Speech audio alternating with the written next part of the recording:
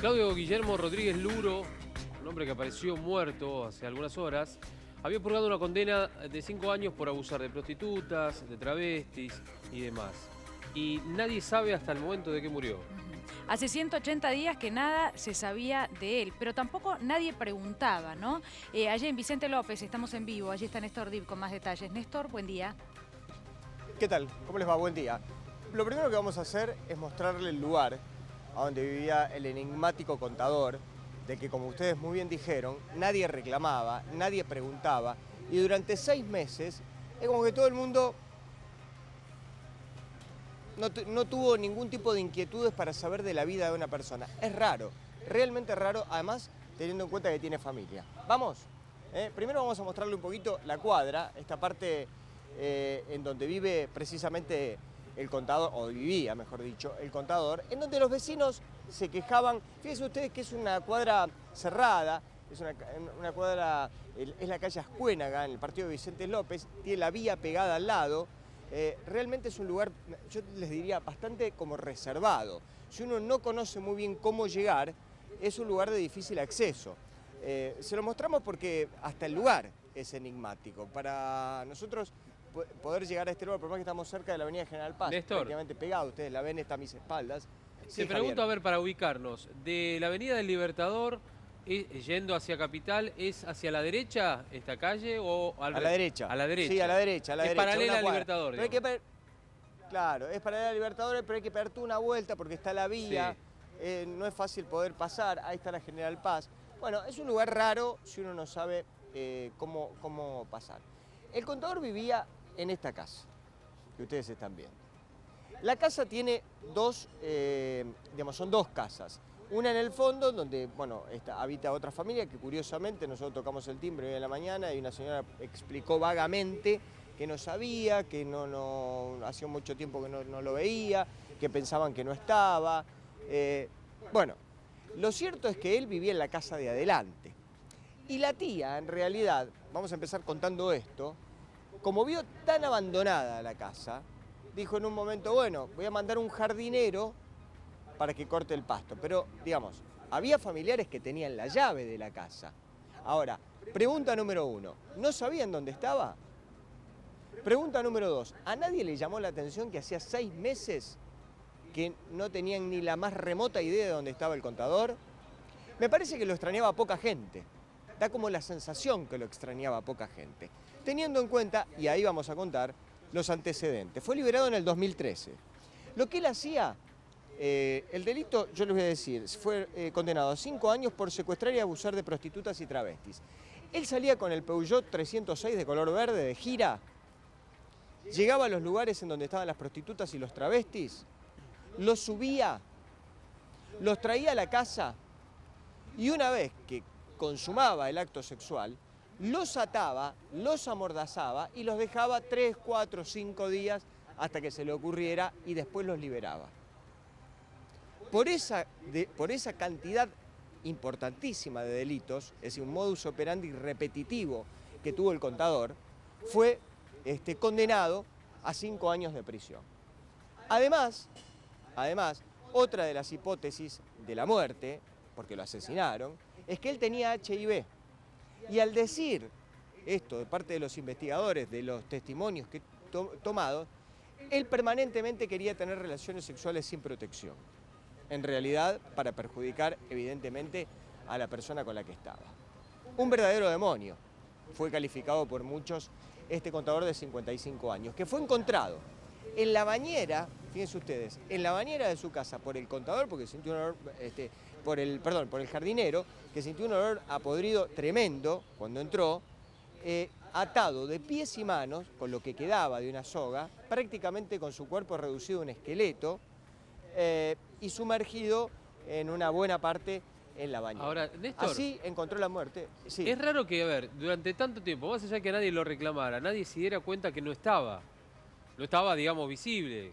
Porque más allá de que haya purgado una condena en la cárcel, donde obviamente no está en su vivienda, el dejar de verlo durante un buen tiempo, a nadie se le ocurrió preguntar por él, a nadie se le ocurrió, no sé, tocar el timbre o averiguar si quedaba alguna luz encendida. Es más, lo que contabas o vos, llamarlo por teléfono. el olor Sí, o que llamar- emana un cuerpo después de 15 días, no 180, 15 días, es tremendo, ¿eh? De hecho, esta tía que tenía una relación no tan cercana, evidentemente, pero sí lo suficientemente cercana como para decidir mandar un jardinero a la casa, Exacto. ¿no? O ver cuál es el estado del jardín. ¿Tenía ya conocimiento de que él había sido liberado y que había regresado a la vivienda? Sí, sí, claro, por supuesto. Los familiares sabían de que él había sido liberado. Sí, él había sido liberado a fines del 2013. Sí. Es decir, hacía prácticamente... Bueno, él estuvo un tiempo acá, después que fue liberado, los vecinos lo vieron. Él se saludaba con los vecinos. Yo estuve hablando con algunos que decían de que él, bueno, al pasar, digamos, era una persona relativamente sociable, saludaba y punto. Sí. Pero evidentemente era una persona que tenía una vida puertas para adentro, bueno, una vida, yo no diría complicada, mucho más que complicada. Claro. Era Néstor. una vida condenable, si Sí. se quiere. Mirá, ¿no? tenemos algunos datos para ir haciendo una especie de resumen y de análisis a la par de parte de lo que estabas contando vos, ¿sí? Respecto de este hombre, Sí, Claudio sí. Guillermo Rodríguez Luro, que como decíamos, estuvo preso hasta fines de 2013, ¿sí? Más o menos para esta parte del año pasado. Que purgó una Sí. condena a 5 años de cárcel justamente por secuestrar y por abusar, bueno, en algunos casos de prostitutas y también de travestis a los que contrataba. Además, mirá, lo encontraron muerto en su bañera, ¿sí? Con los pies atados y también con algunos signos de violencia hasta ahora, lo que hay dentro de la autopsia. Claro, y lo que se trata de determinar es cómo es que finalmente este hombre muere. No se sabe si alguien lo mató, si alguien pudo ingresar a esa vivienda y provocarle la muerte o si efectivamente murió de sobredosis, ¿no? Además, ¿Te cuento algo, Daniela, además, Javier? sí, espera un segundito, Néstor, sí, así terminamos termina. y te contamos. La data de muerte Sí, cómo no. es de 180 días. Y como decíamos, lo Así es. extraño es que, además de que nadie reclamaba por él, nadie se dio cuenta que faltaba, ¿no? El olor que emanaba el cuerpo dentro de la vivienda. ¿Sí, Néstor? La gente del entorno de Contador me parece que hacía ya mucho tiempo que había notado la ausencia, pero que esta ausencia en realidad le importaba poco y nada a la gente. En el momento que encontraron el cadáver, una de las particularidades que tuvo es que lo encontraron con una bolsa de nylon en la cabeza y que prácticamente es un hecho para los investigadores que él entró a este portón con su auto, con el Peugeot 306, entró a este portón, con una persona. No se sabe si un travesti o una prostituta. Lo cierto es que él entró acá con una persona y esa persona le ató las manos, le ató los pies y seguramente, no sé si los forenses van a poder determinarlo después de tanto tiempo, pero en un exceso de drogas le termina poniendo prácticamente sin tener ningún tipo de resistencia de parte de él, una bolsa de nylon en la cabeza con la que lo encuentra. Lo que pasa, Encontró la peor Néstor, muerte y una muerte que se parece a una muerte por venganza, ¿no? Sí, efectivamente. Lo que pasa es que, claro, estas dos hipótesis, ¿no?, que hay hasta el momento y que seguramente los datos de autopsia ayudarán, ¿no?, a definitivamente poder determinar cuál fue la causa de muerte. ¿Por qué es que se cree en esta versión de la sobredosis teniendo en cuenta que este hombre estaba maniatado y con una bolsa en la cabeza? Porque ¿Encontraron él era drogas un en el lugar?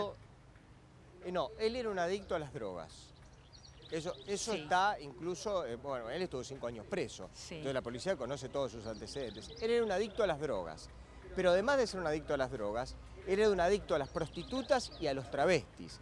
Pero además de ser adicto a las drogas, a las prostitutas y a los travestis, tenía la particularidad, por llamarlo de alguna manera, de secuestrarlos y dejarlos acá 4 o 5 días cuando los traía maniatados, por eso estuvo 5 años preso, en donde él después, durante esos 4 o 5 días, hacía lo que se le cantaba con la prostituta y con el travesti, y después cuando se le ocurría también, lo terminaba liberando. Es decir, tenía una nómina, un cúmulo de enemigos en ese ambiente, que no es un ambiente fácil, como todos ustedes podrán suponer, que era realmente muy importante. Entonces, este hombre que vivía en un lugar absolutamente privado, porque nosotros empezamos mostrando el lugar a donde vivía, porque la verdad que acá es re difícil llegar. Es un lugar de Vicente Pío, esas cuadras raras, Sí. donde tenés de un lado la vía, donde no podés pasar, tenés que pegar una vuelta Casi porque un la calle es búnker. contramano.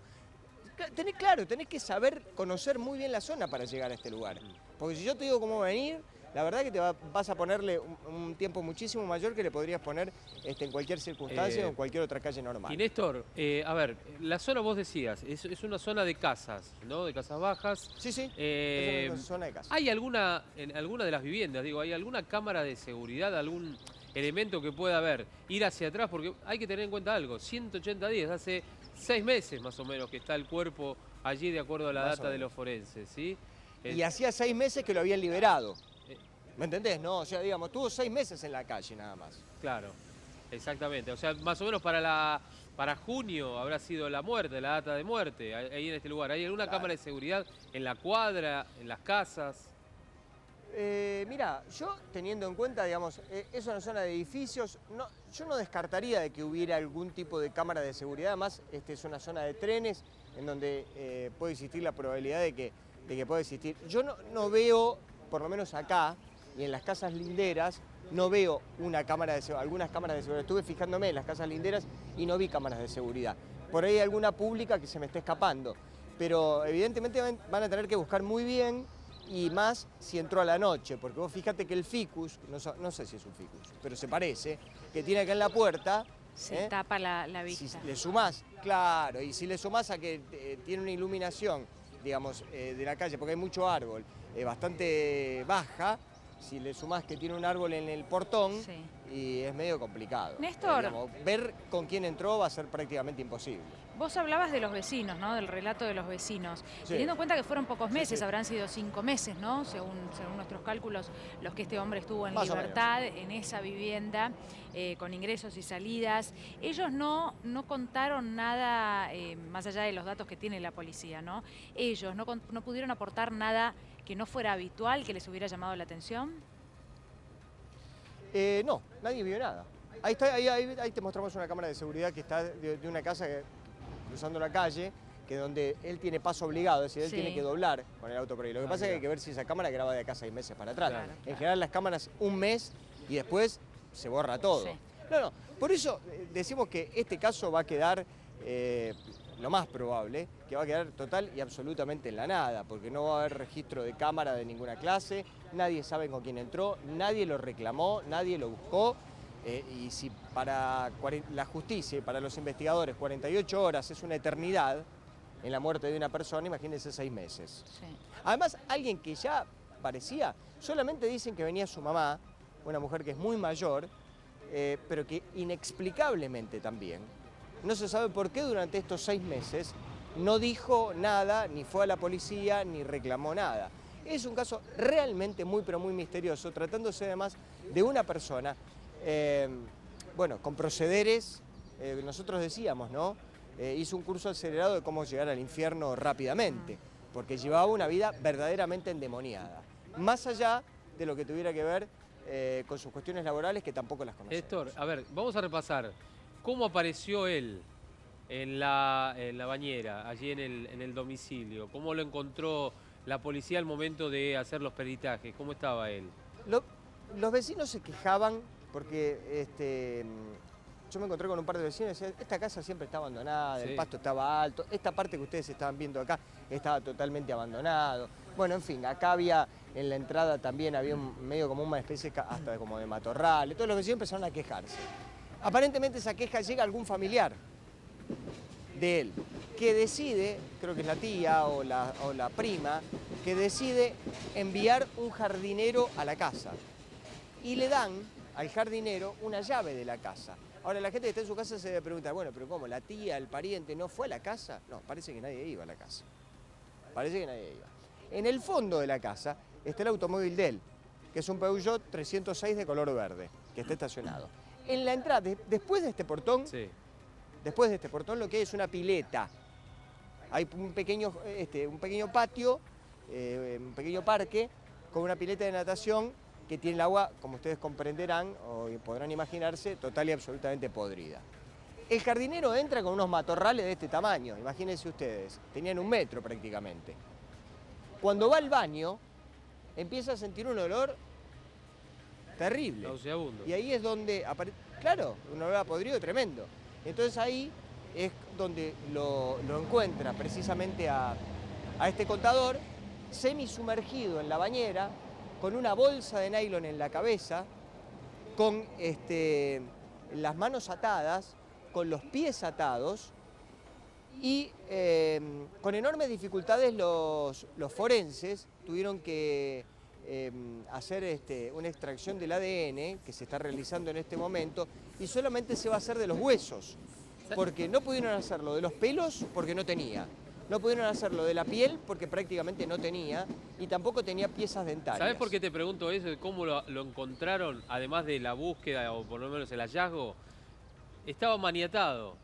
¿Y qué le hacía él a las presuntas víctimas cuando las encerraba en el domicilio?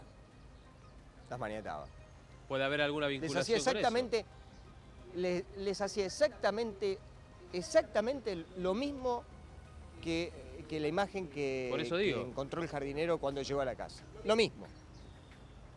Estamos cerca de una venganza, podría ser. Por ahí los investigadores ya la tienen prácticamente concebida como primera hipótesis. Sí. Alguno podría aventurarse a decir de que podría haberse tratado de un juego sexual, ¿no? Digamos, lo ataron, esta cosa de la bolsa de nylon en la cabeza, algunas prácticas relacionadas con esta cuestión. Pero evidentemente con los antecedentes de este hombre, bueno, da toda la sensación de que se trató de lo que se trató fue de una venganza. Imagínense ustedes que cuando él traía a las víctimas acá, porque también de lo que se habla es de que él traía no solamente prostitutas y travestis, sino también taxiboys, ¿no? Es decir, y aparte de todo eso, con un consumo realmente muy importante por el tema de las drogas. Cuando él traía a las víctimas acá, por eso lo encarcelan a él, no por la cuestión de que traiga una prostituta o un travesti a su casa, lo encarcelan porque en realidad cuando las traía, decía, bueno, que yo vamos a pasarla bien, en fin, pero después las encerraba, las ataba y las dejaba a las prostitutas y a los travestis que traía, de a uno por supuesto, los dejaba 3, 4, 5 días, en donde él hacía lo que quería con esa persona. Y después los liberaba. Evidentemente que como es un ambiente también marginal, el de la prostitución, el travestismo, la calle, en fin, etcétera, etcétera, la mayoría no hacía la denuncia. Entonces, esta práctica de él era una práctica habitual que la realizó durante muchísimo tiempo. Hasta que, bueno, alguien decide hacer una denuncia, se juntan las pruebas respectivas y él termina en prisión. Pero claro, evidentemente alguien se la tenía jurada, y no sé si una sola persona, sino más bien varias, ¿no? Sí, o una noche que se salió de control, ¿no? Un encuentro que se salió de control. Lo que sí sabemos, Néstor, es que la persona que haya ingresado a la vivienda ingresó con su consentimiento, si no es que ingresó con él, y que todo esto sucede sin, digamos, se descarta totalmente un intento de robo o alguna otra cuestión, ¿no? En base a todo lo que nos decís. Muy buen dato porque no lo habíamos aclarado, es verdad, es verdad. La puerta en ningún momento fue forzada, en ningún momento es cierto, y tampoco hasta este momento no hubo nada que hubiese dado a pensar de que podía haberse tratado de un robo. Es un dato muy interesante ese, porque nosotros no lo habíamos puntualizado. Es decir, la hipótesis del robo está total y absolutamente descartada acá. Es decir, no hay segundas intenciones en esto para tratar después de poner en escena un cuerpo de una determinada manera. Acá la intención primaria fue la que a la postre terminó siendo la muerte de este contador de 55 años, que pasó 5 años en la cárcel y que ya venía con estas prácticas, bueno, desde hace muchísimo tiempo. Ahora, qué raro, a mí me sigue llamando la atención, seguramente a muchos también, el tema de que nadie haya reclamado por él o que a nadie le haya llamado la atención que no estaba visible, este familiar que después manda al jardinero. Digo, generalmente cuando hay una casa, y generalmente no, siempre, llegan impuestos, llegan sobres y se van acumulando a medida que van avanzando, y sobre todo los meses, pasaron 6 meses más o menos de la data de la muerte, es decir, a nadie le llama la atención, nadie percibió el olor justamente en el lugar, vecinos de los costados, el mismo que comparte con él el terreno, nadie. Yo hablé con este timbre no sé si ustedes pueden alcanzar a leer acá, dice planta alta, debajo del timbre, planta alta. Y la planta alta, después si tenemos la posibilidad nos vamos unos metros para atrás, por ahí podemos ver. En la parte del fondo de la casa hay otra casa más. En esa otra casa viven otros vecinos. Ahí la estamos viendo. ¿Cómo? Claro. Perdón, ¿esa casa está habitada y tiene el mismo ingreso? Sí, en realidad no, tiene otro ingreso. Ah. Vos acá tenés un ingreso, me parece que es el de la casa, este me parece que es el de la casa del vecino. Sí. Y tenés el otro ingreso que es el de la casa claro. de él. No, porque si son que es varias esta, con un casas portón al y lado. nadie notó No, pero ningún tipo de movimiento, era aún más extraño, Claro. ¿no? Pero bueno, de lo que todos modos la ustedes están proximidad es apuntando es mucha. muy interesante. Sí, es mucha la proximidad. Sí, claro, es un dato no menor. El tema que da toda la sensación de que nadie lo extrañaba a este hombre. Es decir, nadie, no es que nadie preguntaba por él, porque Sí. además él llevaba un estilo de vida extremadamente cerrado y acá estábamos en presencia de una especie de psicópata. No, uno puede entender O que... no de una especie, sino de un psicópata que en realidad encerraba a sus víctimas, las secuestraba y después las terminaba ultrajando durante varios días. Sí, Néstor, ya vamos a volver allí en vivo. Uno puede entender que después de 5 años de cárcel, bueno, haya vínculos que se van cortando, ¿no? Se van postergando, entonces de pronto no haya un contacto fluido con su familia. Pero bueno, de todos modos, no deja de ser extraño, ¿no? Ya vamos a volver sobre este tema. Gracias, Néstor.